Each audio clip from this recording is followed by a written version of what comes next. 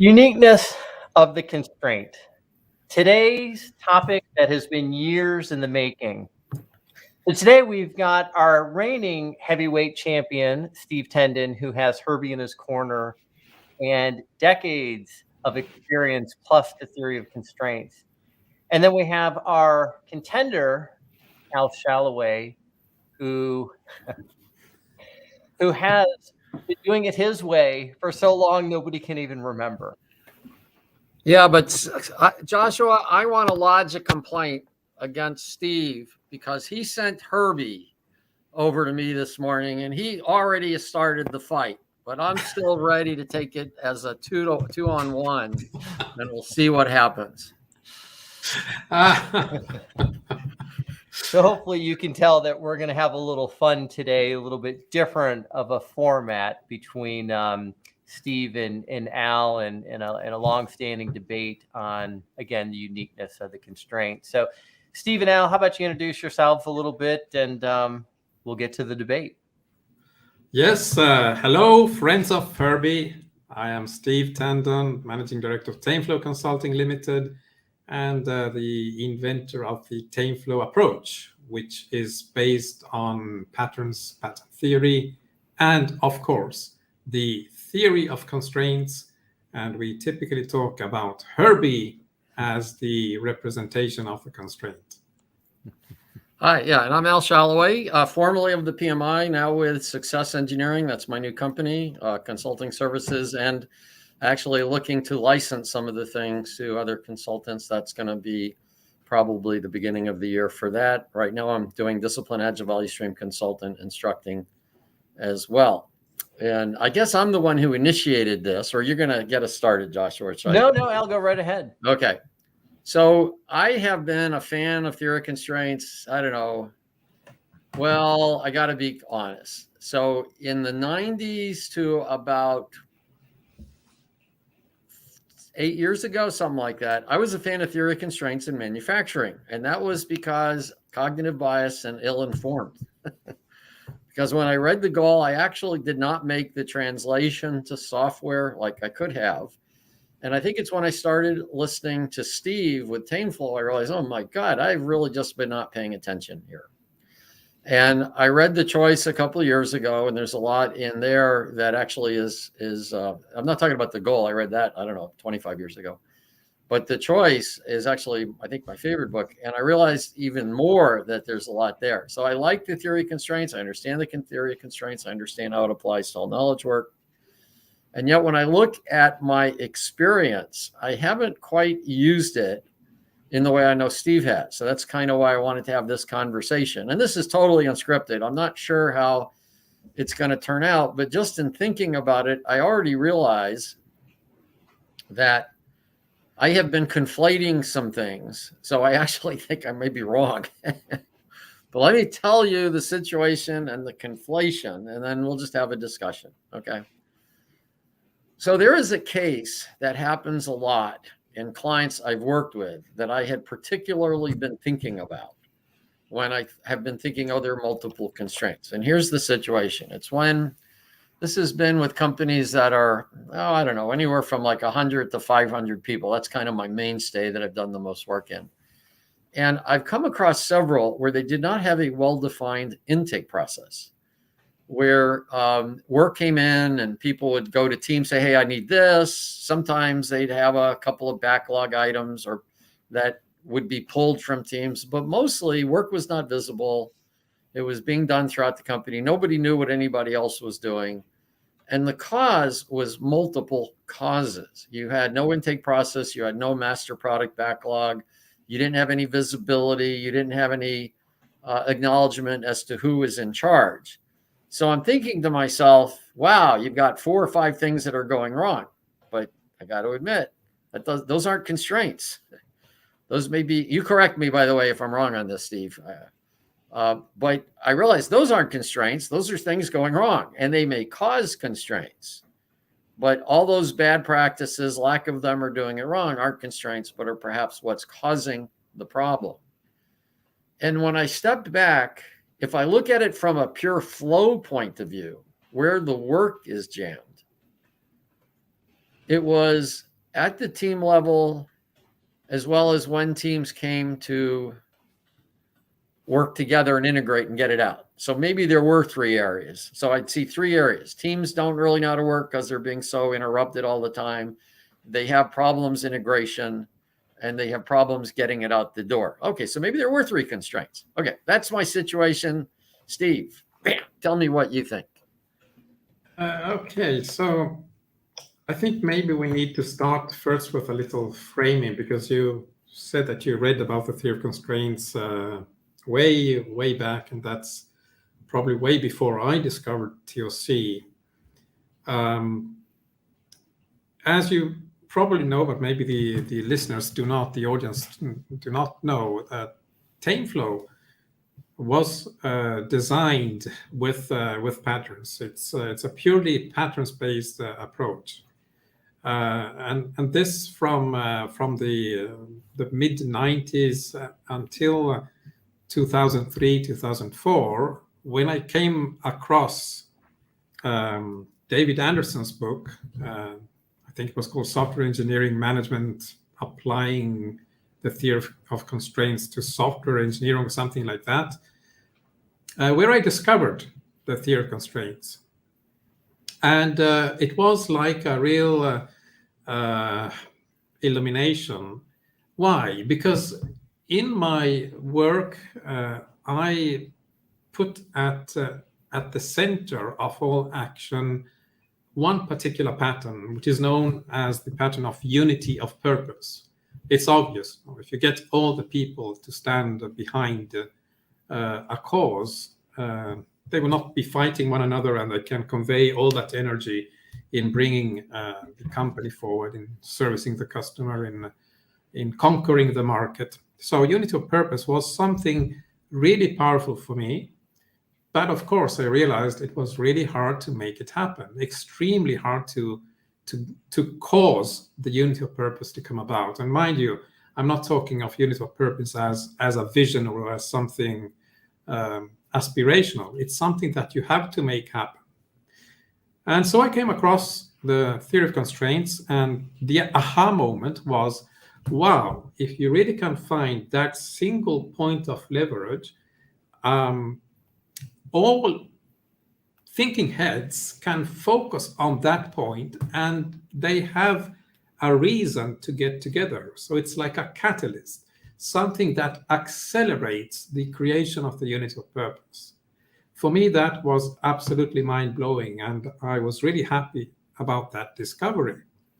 But as you know, David Anderson, after a while, came to the conclusion, or he was not able to apply TOC in knowledge work. He came to the conclusion that no, this is not possible, and from that work, the Kanban method sort of originated. And maybe Al, you correct me here, because I think you were part of the early days of the Kanban method there. But that put me off, because I really needed the constraint, and getting to hear that conclusion that in knowledge work you cannot have the constraint. Well, my whole world was like collapsing. The reason that I had to get people to coalesce around the constraint evaporated, disappeared. So I set off, this was like 2005 or 6, more or less when the Blue Book was published. I set off to chase Herbie. I went out there in the woods, and for years and years I wandered around and tried many things, and eventually I cracked this nut. So I claim that I know how to find the constraint in a knowledge work setting. We might get more into the details later. So now, getting to your reflections, it is true that when you are looking at an organization, it might seem totally chaotic, and you might see many things in action at the time, at all the time. So one way to gain clarity, and this is the TOC way of applying the thinking processes is to start by listing the so-called undesirable effects, the UDEs. These undesirable effects often are causing like one another. So you start seeing chain of cause and effects. And oftentimes you can, with a deep enough analysis, you can really come to one primary cause. Let's not call it root cause, because then people will like contest that there might be multiple causes. Yes, but it doesn't matter. If you can nonetheless simplify tens and tens of effects into one common cause, then that's where you get this notion of inherent simplicity. You have just one point that you have to control, not tens or hundreds. And that's where you get this enormous leverage. So in the example that you highlighted with teams, what was teams integration and I think it was delivery, I think that what you were seeing were three different sets of interrelated undesirable effects. And I'm sure if you then started digging deeply, you would find some common cause. Well, let me speak to this because this is very interesting. I'm going to reflect and go deeper than what I had first said. Okay. So, first of all, I want to make a side comment, though, because this was something that took me a long time to appreciate about theory of constraints. It's the theory of constraints, not the theory of bottlenecks. And a lot of times people confuse the two, because in manufacturing, you sometimes find the constraint by finding a bottleneck. But we're not talking about bottlenecks here. We're talking about constraints. And maybe I'm confusing that myself, even though I say that, because let's go deeper in that example I described, okay? There were three behaviors that people weren't doing well. In other words, there was not an alignment amongst the product owners. There was not an agreement on how to give work to people. So they would sometimes go straight to teams, and there was no visibility of what was going on, okay? So I would say those three causes were present, but those weren't the constraint. I think the constraint was, see, now I've been thinking about it as like constraint in the flow, but that's kind of a bottlenecky thing. If I say what, as I know Goldratt talks about constraints like degrees of freedom too. Like, how do you manage the different degrees of freedom? And that complexity has more to do with the number of degrees of freedom than the way we all often think about complexity as all these different factors. And if I think about it that way, and again, I may be getting this wrong, so I'm looking for correction, then I would say the constraint was that nobody was clear what was being worked on. That was really the issue, that the teams didn't know, the management didn't know. If there was one thing to say, this is constraining the system, this isn't the constraint in the flow. See, that's what I've been looking for, constraint in the flow. But I don't think that's what Goldratt means when he says constraint. The constraint on why the system is not working well is because there's not clarity on what people are working on. And if I say it that way, there is only one constraint. And then there were some factors that led to that. Is that accurate, what I just said, in terms of thinking about TOC? Well, I think the answer is easy, because Goldratt's main work, he wrote many books, but the first one, the most famous one, was called The Goal. And that clarity that was missing was probably due to the fact that these different individuals or teams or organizational units had different ideas of what was the goal. They were not on the same page. They were going in different directions. And this is so fundamental. In order to be able to apply the logical thinking processes, it's a necessary condition, there must be a shared goal. If you don't have that, you will have conflicts. If there is a shared goal, those conflicts can typically be resolved. That's where we deploy the so-called evaporating cloud. It's a diagrammatic technique to capture and illustrate the structure of a conflict. I'm not sure if people are familiar with that, but it's really easy to draw. And then you can surface the hidden thoughts, like the assumptions that the two conflicting parties might be holding. And oftentimes those assumptions are, they can be like challenged. So in TOC, we learn to challenge those assumptions and learn to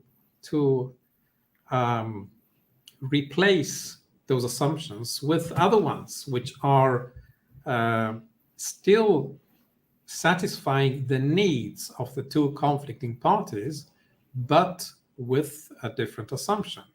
I can give you a simple example. And you know what? It starts with the story of Furby. Do you want to hear this one? Well, Okay. sure, but I think I know it. But it brings up something that I'm thinking about as well. So go ahead and tell the story.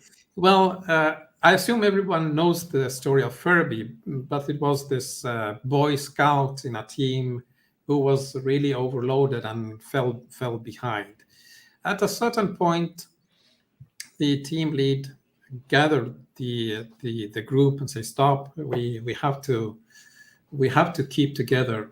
And we all walked behind Herbie. Still, it was not enough. So later he said, "Stop again. Let's offload the backpack of Herbie and share the load." And that way, Herbie went faster, and the team came to the base camp in time. So what was happening there? So let's take Herbie and the let's say the fast scout who was walking ahead of everyone. They had different needs. The fast scout wanted to make sure to arrive to the base camp before sunset. That's a deadline in project management terms. So that was the need.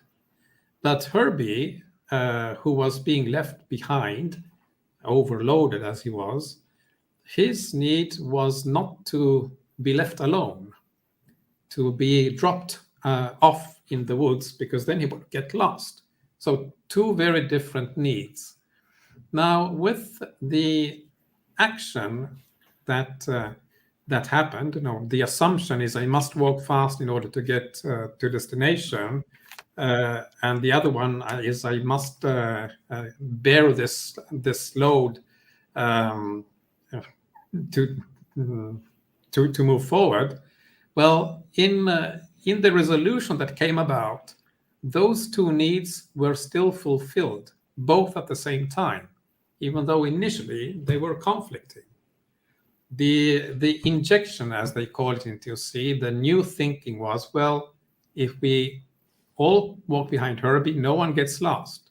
And if we share the load of Herbie, we walk faster and we arrive at base camp at before sunset. So that is the way that TOC identifies the conflicts, unearths the underlying assumptions, challenges them, and finds way to satisfy the needs of both conflicting parties, yet still getting to base camp, so arriving at the goal. And I'm sure that in the case that you mentioned, Al, the 3 units, that was probably a case. They have different needs, and they didn't see how they could satisfy their respective needs and yet work well together. Yeah, I think that's true, Steve. But let's step back one more part, because here's the key question, I think, for me. And I'm not sure I understand this properly at the level you do or what Dr. Goldratt meant. And that is, what is a constraint? Because I can think, or what does he mean by constraint? Because I could think about this one of 2 different ways. I could think of it that this lack of unity of purpose, the fact that 3 groups were working 3 different ways and not resolving it because they didn't have the concept that what they were really trying to do was maximize value delivered across the organization. Instead, you had product managers working out for themselves. You had teams working the way they wanted to. And then you had a few people who are trying to play it square. So there was a lack of unity of purpose. And yes, an evaporating cloud was a technique. I didn't use that per se, but I used something like that to shift the organization. It's really not that hard when you give people the objectives and the whys, but they didn't know lean or anything. So they didn't know that when I got there. So you could say the constraint was that you didn't have a unity of purpose and you had all this conflict going on.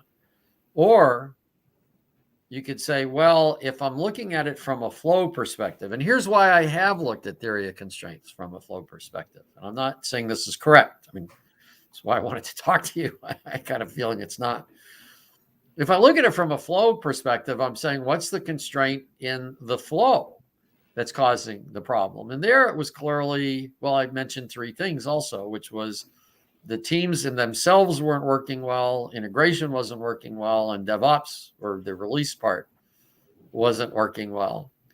So how do we view, let me see if I could ask this properly. How do we view the constraint? Is the constraint something that's happening that is causing problems in the system, in which case it would be lack of unity of purpose?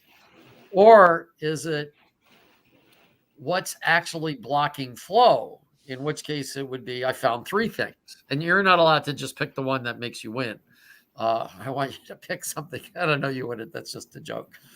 But this is an important question in thinking of the theory of constraints, because I actually am thinking, I've been thinking about where is the constraint like on a hose and you're jamming it down. And I really am starting to think, no, it's a question of what is the issue that ultimately is causing the problem. And at first I identified three. And then when you look at it, you realize, no, it's really one. The real constraint was the lack of unity of purpose. So why don't you elaborate on what I just said? Well, let's maybe agree on the definition of the constraint. And what is the constraint?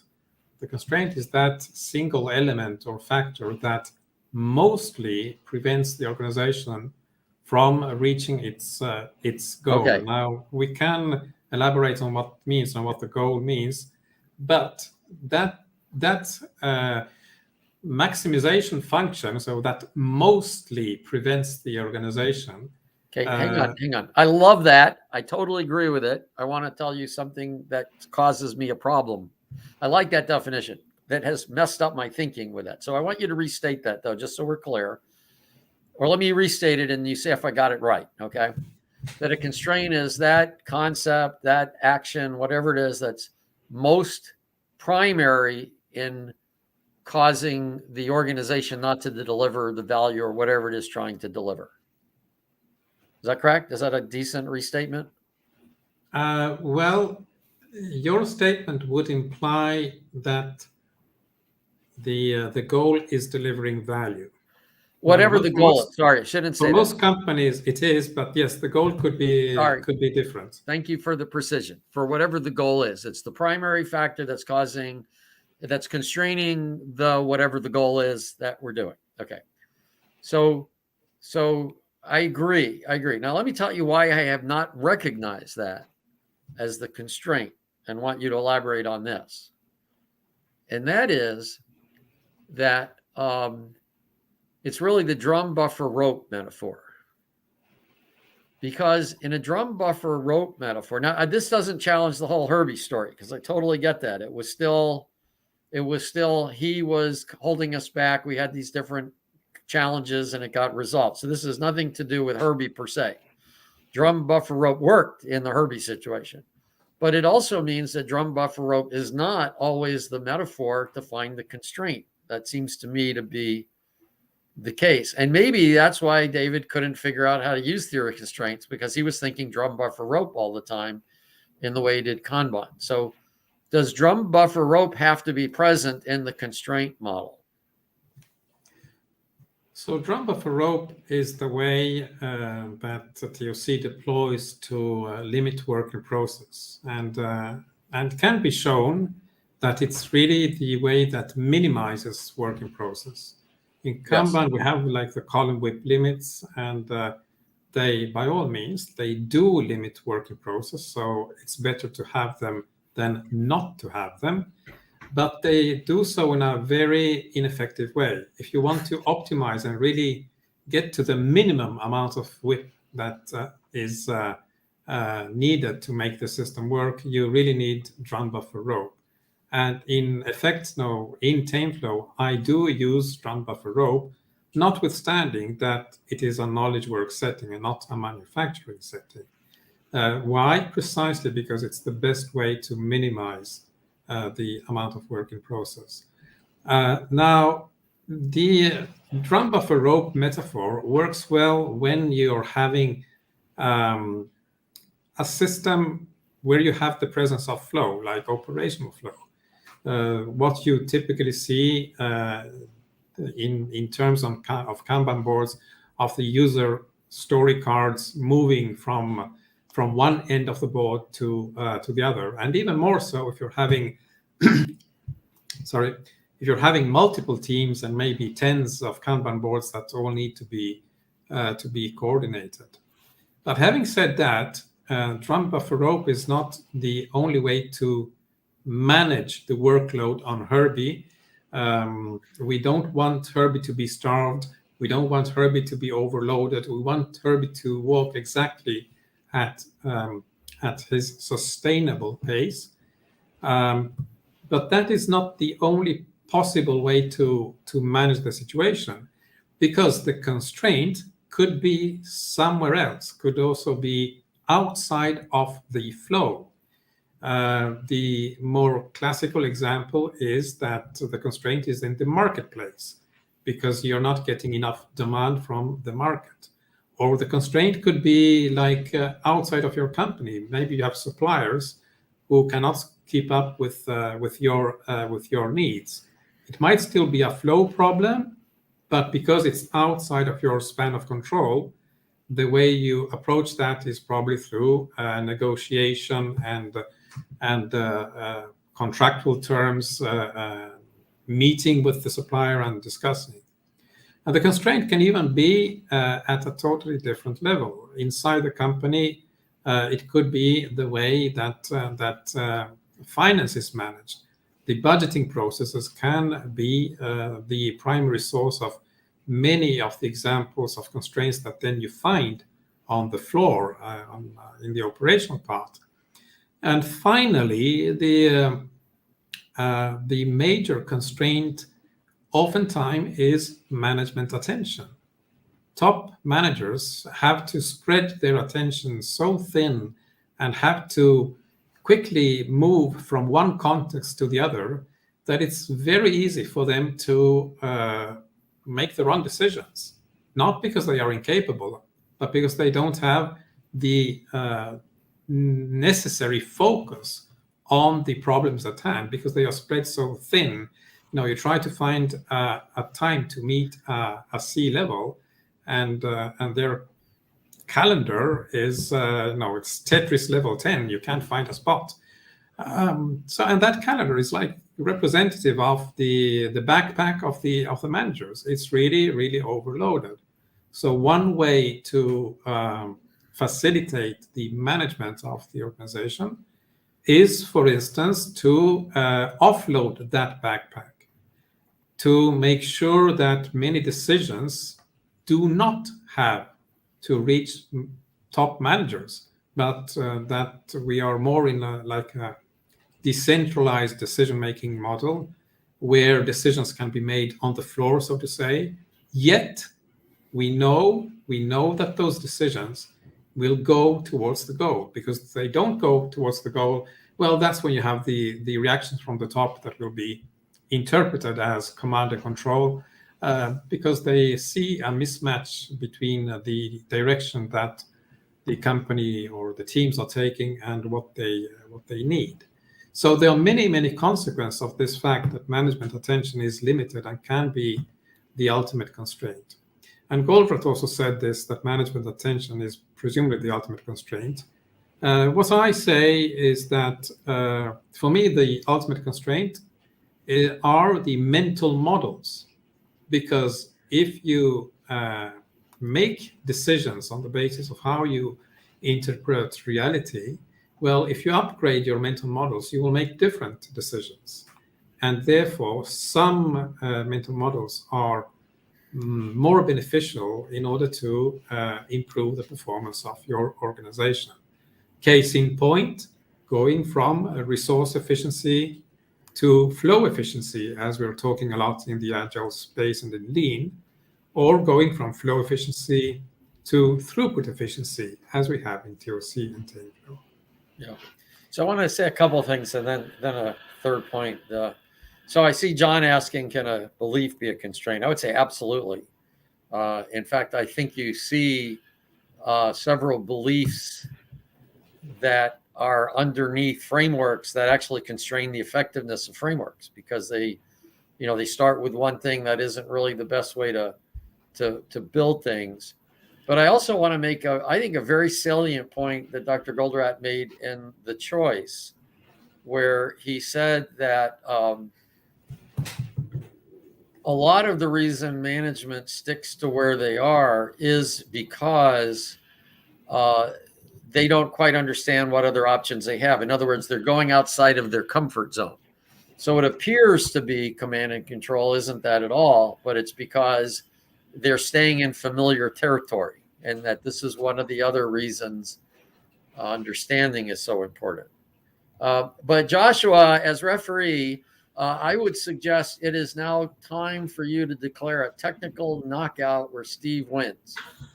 And you're not cutting the effort short. I'm happy to keep going. But what I realize I've been doing, and I had a feeling I was doing this, but I did not have the clarity on it, nor the confidence, because I'm not the expert on TOC that you are, Steve. So when I was looking at things differently, I didn't want to just rearrange the concepts, because I'm pretty familiar with TOC. In fact, I realize now I've been using it at a level I wasn't quite sure. I was using the wrong terms, but I was actually doing TOC. I was just looking at it without the clarity you have. So I would suggest this, that if you say the constraint is in fact the concept, the action, the belief, the activity that is having the major impact, the biggest impact on what the organization is trying to achieve, and that could be both inside, or not both, but the major one will be one or the other, but it could be inside or outside the organization, then there is in fact one constraint. And the way I've been working on it is I've been looking at causes and looking at where it affects the flow in the organization. And there can be multiple causes, and there can be multiple restriction of the flow. And I was kind of stuck on the flow part because of I also read that book by David and the drum buffer rope thing, and I can understand. And I wasn't one of the people involved in the creation of Kanban, but I know it was 5 people. And the first person who wrote about it was actually Corey Lattice with his Scrumban thing. And it's funny, though, I never really got drum buffer rope out of my head. And I agree that managing queues with whip limits on the queues is not the most effective way of doing it. In fact, Don Reinertson has talked about that.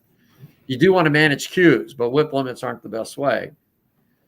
So I would suggest, if you think about what I've been doing, is thinking about what the constraint is improperly. And the way I've been thinking about it, there isn't one constraint, but I've been having the wrong definition of what the constraint is.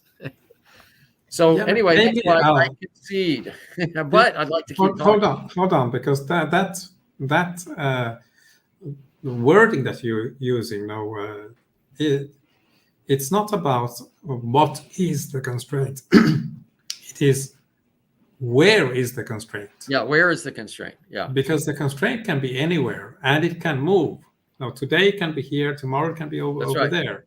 So you must also have this dynamic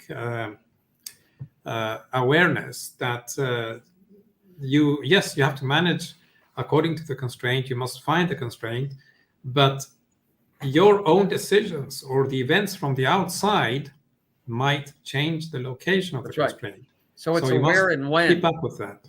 It's a where and when, because the where will change over time. Yeah, this is perfect. This is very consistent with the disciplined agile value stream consultant improvement backlog, as we say, because what we're doing is we're looking to see how do we affect the constraint. but we put it in a backlog instead of saying it's a roadmap, because what we recognize is it's going to change. And although we have an idea of how it might change and where it might change, that's all it is. It's an idea. It's what we think from the past. But when you remove the constraint from one place, you don't quite know for sure where it's going to move to. So it's a backlog because you take top one of, oh, okay, we've solved this one.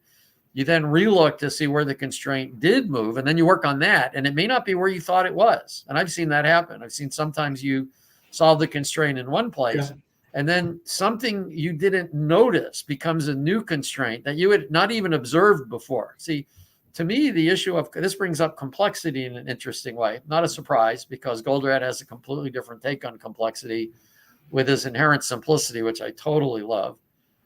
That what happens is the issue for complexity for me is it obscures what's going on in at least two ways. One way is sometimes there is a relationship you're aware of, but you don't know really what that relationship is. And sometimes there are relationships you don't have a clue about, and then they show up. So one constraint goes away or is mitigated, and then another one shows up you hadn't seen before.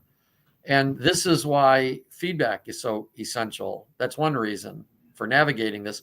And the other reason is to, in my opinion, avoid chaotic events. I'm not talking about chaos as a state. I'm talking about one small thing happening and causing massive problems. Like, what was it? The Martian lander, small thing. I mean, two different measuring systems. We were off just by a few inches, a yard versus a meter, but it caused a big difference. And, how do you avoid, not so much how do you avoid the small changes, but how do you avoid the impact of the small changes? Yeah, this has been useful. Yeah, I'd like to hear questions from the audience or comments about the audience. Let me just catch up on a few things, because you said several points that need elaboration. You clean it up, Steve. That's why you're here. It's true that if you're starting off with TOC and you follow the 5 focusing steps, the last step is don't be caught out with inertia and start over again, precisely because if you elevate a constraint, it will move to some other place. But in the more advanced applications of TOC, you do that elevation in a very deliberate and controlled way. That's why we say we manage the constraint. So before you over-elevate the constraint, you make sure that all the surroundings are also increasing their capacity so that the elevated constraint will still be the constraint. Why is this important? Well, because every time that the constraint moves, the system becomes unstable. And when it's unstable, it's less predictable.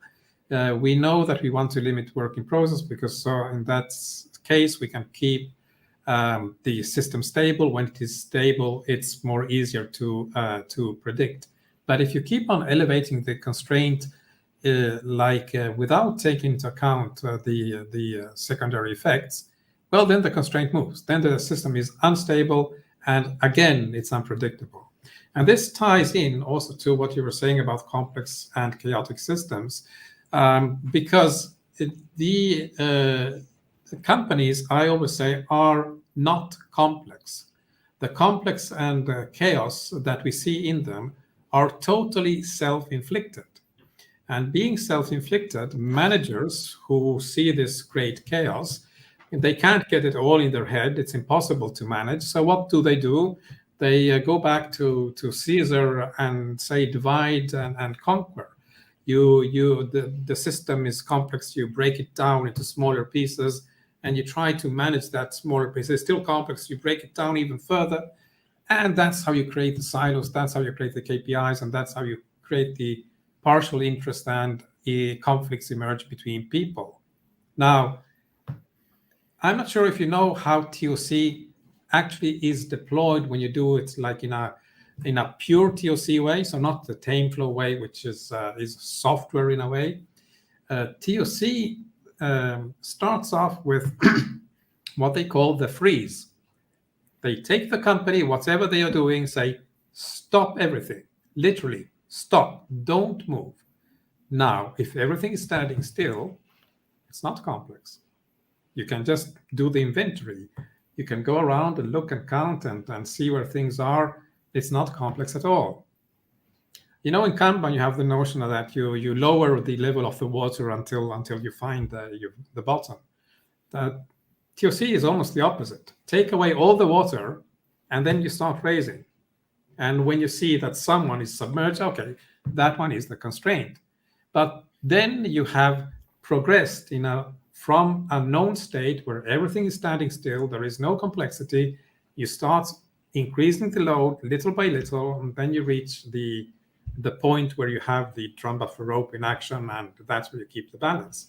But as long as you keep the balance, you don't go over into instability and into the perceived self-inflicted chaos that most companies live and take for granted, and which is the justification that the agile world has taken to claim that everything is complex, and therefore the only way to manage this is inspect and adapt.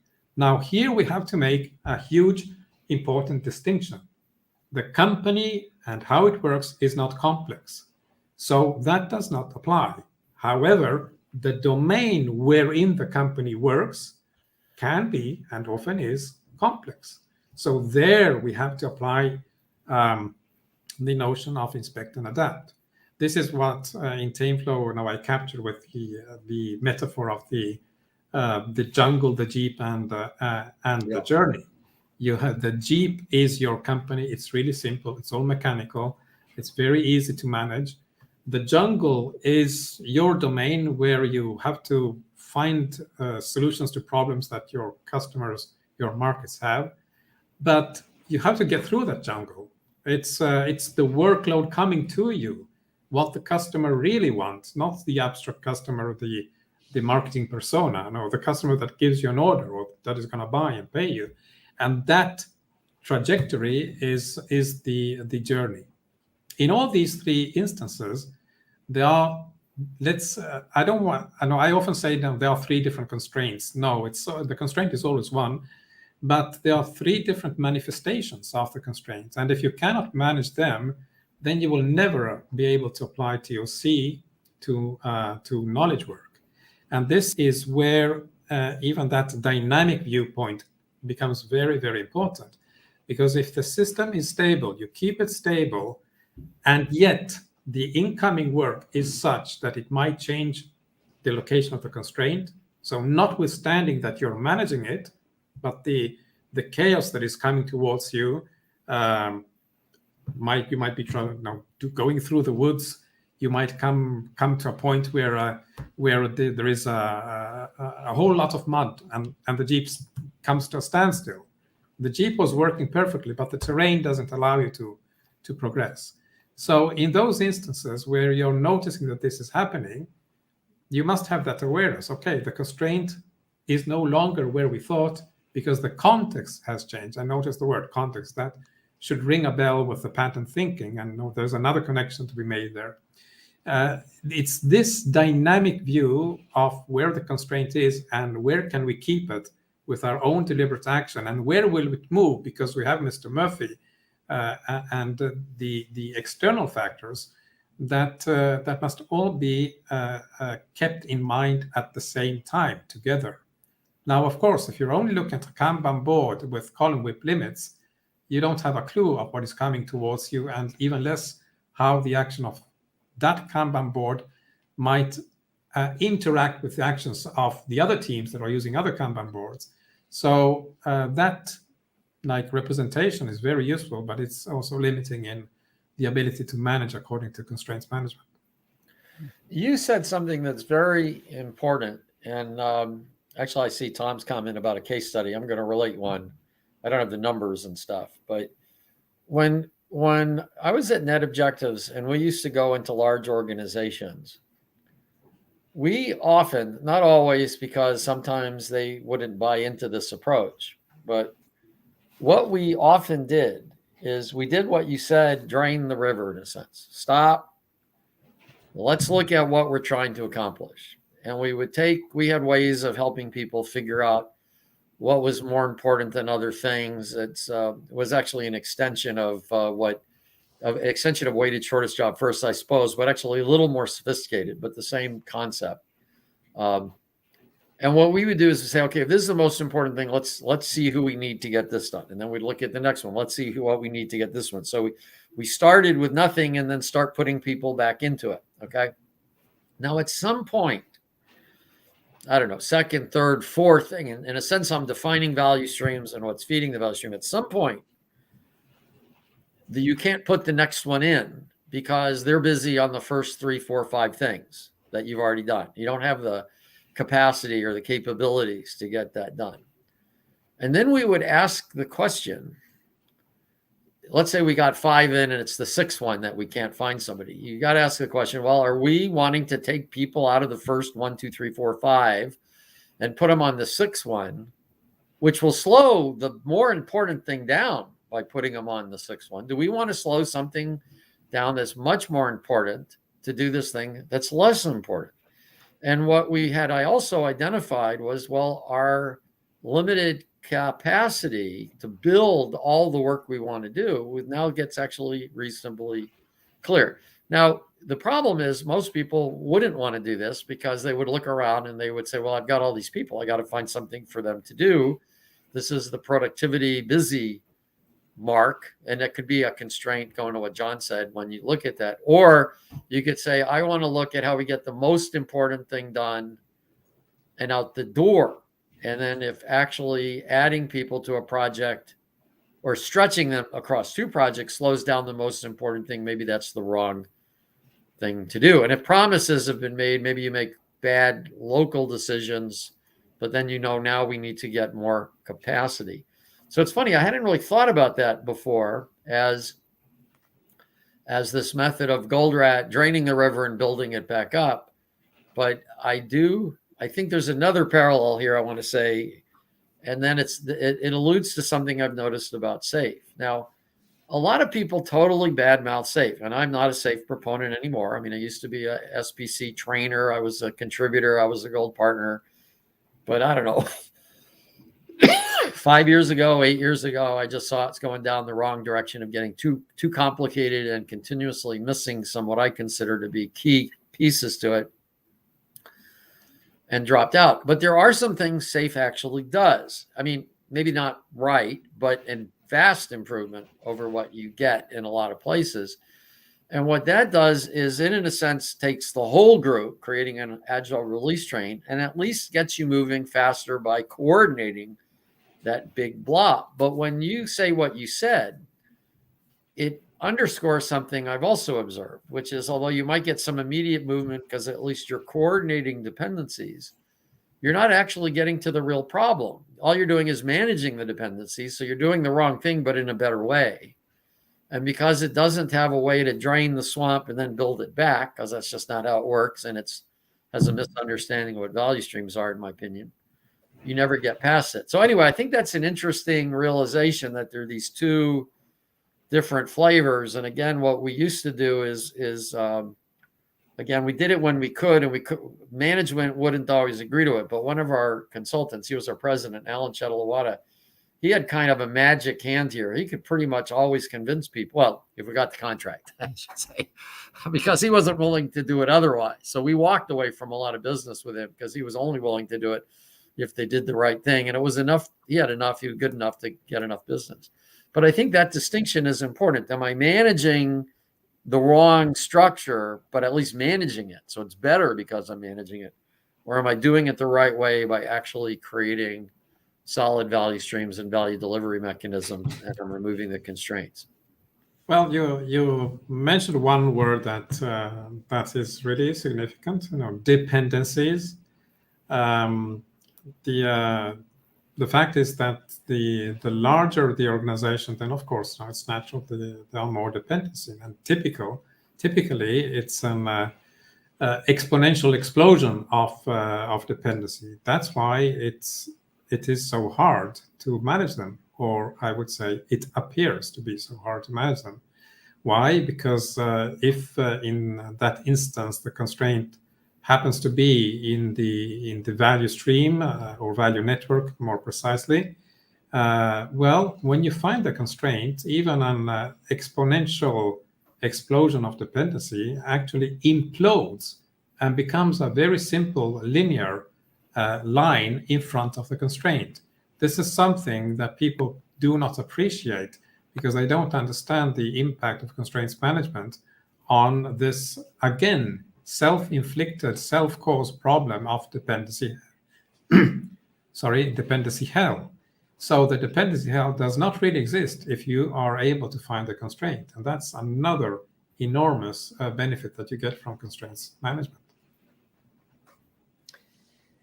So I would say that this is the one episode that I've talked the least, other than when my internet connection kept going down.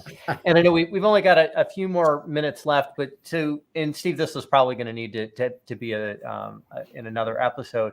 But you stated that with TameFlow, you can identify not what the constraint is, but where the constraint is. And in Al's kind of setup, we have a team that's not performing well. We've got integration issues. We've got an ineffective intake process. We've got management with overloaded backpacks, and so there's a lot of either decision latency or just not as well made decisions that could be. So how do you go about to identify where the constraint is that's causing the most problem in knowledge work situations like this? I think that would be, I know I would be interested to hear that, and I hope that others in attendance are also in that situation. And again, we've got 4 minutes. How many hours do we give me here? Okay, let's try to do it in a few minutes. In a nutshell, TameFlow has 4 flows: financial, operational, information, psychological. Constraint can be in any of these. Most likely the real constraints is in the psychological flow in terms of mental models or how people relate to one another. But the least common denominator across all companies is financial flow. Why? Because they have to generate the quarterly numbers and do the tax report and hopefully even the tax payment. So that's where you start from. You start with the financial flow and see if the finance keeps up or is actually causing the constraint. Many times you can elevate the impact on the bottom line simply by making decisions on the financial level in a different way. Once you have resolved the financial level, the next one is operational. So that's where we start looking at the value stream, or I prefer value network because for me, value stream is too linear. I see it as a network of elements that come together. And in the value stream network, I do it with numbers. Now, Reinertsen said that in criticizing TOC, that you cannot use deterministic processes to manage knowledge work. And in fact, if you try to apply TOC as it is described for manufacturing, that's what you're doing. So you cannot use that TOC to knowledge work. In that sense, Reinertsen was right. But what I'm doing is that I'm using a stochastic approach to find the constraint in this network. It's very easy. It's very simple because I'm using the fundamental data that we are mostly collecting. So what I call the flow time in Kanban, you would say cycle time, but there is a fundamental difference. We don't go into the details now, but you can say from start to end of the work. And we look at the time series analysis of all work elements, work items, epics, call them what you want, that move through the system. And with that, we can find the constraint in different ways. One is in the Kanban board in your Jeep. That's the work process constraint. You do that by finding the greatest average flow time on the board. The other one is when you're planning work, so the jungle that is coming towards you, the incoming work, you try to figure out what are the virtual queues on every element of your network. So not the queue that is outside of the system, but how those queues will be routed, distributed across all points. And then you look at those points, which one has the longest queue? Tomorrow, the market changes, the shape and form of the incoming work changes, so the location of that point changes. That is the constraint in the workflow. So constraint in the work process, constraint in the workflow. Then the work is going through the system. It traverses this network. And while it traverses this network, you have like 120 teams, as I had. Some team might encounter difficulty. The engine fails, the Jeep in the jungle, the engine fails, or there is a flat tire, and all of a sudden that Jeep that was the greatest and fastest is at a standstill. That's the dynamic view. You have to be able to detect that in the situation. That is the constraint in the work execution. So there you have the three constraints that you have in the value stream and the value network: the work process constraint, the workflow constraint, and the execution constraint. Now, that is in operations. But what happens when something goes really bad? Well, you have to communicate to management, escalation. That's where you go into the informational flow. And that's where we might start measuring how the social network of the organization looks like. So we use matrices to model that and try to tighten the feedback loops. Because if I have a problem in the value network that can only be solved through an escalation, there's no point in waiting 3 weeks because the top manager is busy doing important things, typically playing golf, but that's another story. We want the feedback loop to be very, very short and responsive. So that's another kind of constraint that is often holding back the most. And it relates again to the workload of decision-making that managers need to take. We can offload those decisions by decentralized decision-making. These feedback loops can work better. Last point, when we get the financial flow right, we get the operational flow right, we get the informational flow right, well, that's when we might really start working with the attitudes and the behavioral patterns of people. That's where we really get to the unity of purpose.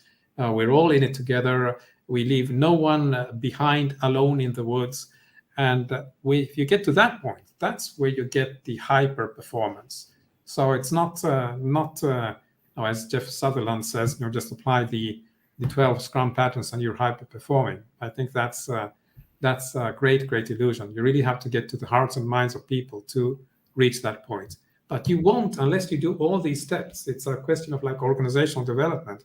Fix the finance first, then the operation, then the information, and finally the psychological dimension.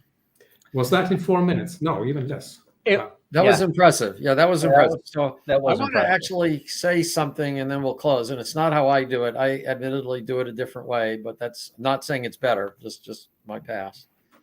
But something I've been working on recently, I've got two products I'm working on at my new company, Success Engineering, that I call Amplio. Amplio is Latin for improve, Amplio at teams and Amplio at scale. And it's a lot about my contention, and I got to admit, I'm going to be pretty excited when I actually write it. I've been working on what'll be about a 20 to 25 page document. So a little larger than the Scrum Guide, but it doesn't have all the gaps. It actually includes how to fill in the thinking that's missing. I've always felt this, we got to keep it simple because we'll overwhelm people. Otherwise it'll be 180 pages. And I've been saying, no, you want to design, you're always incomplete. Even safe is incomplete. So what you want to do is design for the incompleteness to have whatever you have will move you forward. And the reason I bring this up is because what you described has a lot of interacting parts, but it's not that complicated. There are things you have to attend to and you have to think about, and you have to make sure your logic is sensible, not doing circular logic like a tautology where you say one thing and it's, an example Dr. Goldwett mentioned is a team lost because they weren't motivated. And because they weren't motivated, they lost. Well, where's the proof? I mean, that's just, you made a statement and you said it two different ways. So my contention is that when we're going after small pieces, what's the smallest way to describe something? That's not the right look, because you can add some things to something that's makes it more useful, but makes it simpler all at the same time. And I think the question is, what are those things? And I think that's also what inherent simplicity is about. What is the right thing to be looking at? And it's not the number of things, it's the right things. And practices and values, I don't think are them.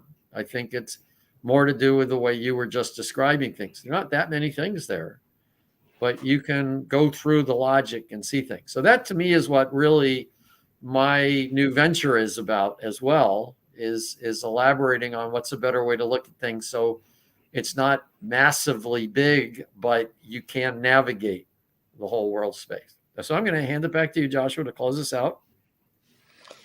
Well, I guess technical knockout, not even a split decision, goes to Steve.